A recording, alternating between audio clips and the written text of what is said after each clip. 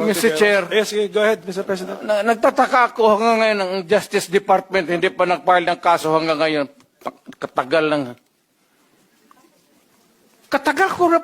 Matagal ako pumapatay ng tao hanggang ngayon hindi pa sila nakapile ng kaso. Mr. Chair, another addition to the list that's growing by the minute. Okay, for the record, Mr. President. wala na tayo Mr. President, for the record, kasi may nagtanong din sa akin Huwag na tayo magdrama dito. Tapos yan na natin itong istorya na ito dito sa Pilipinas.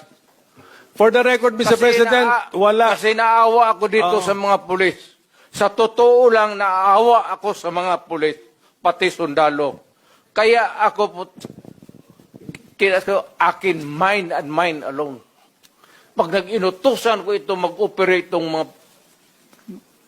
buang na ito, kung anong mangyari akin yan, I'm emotional because I've been longing to state this particular sentiment.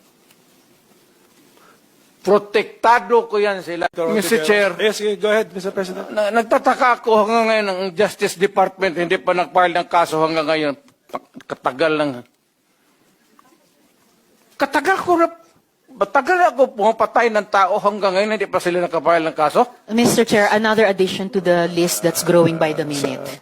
Okay, for the record, Mr. President. Mr. President, for the record, kasi may nagtanong din sa akin Huwag na tayo magdrama dito. Tapos yan na natin itong istorya na ito dito sa Pilipinas. For the record, Mr. President, Kasi naawa ako dito sa mga pulis.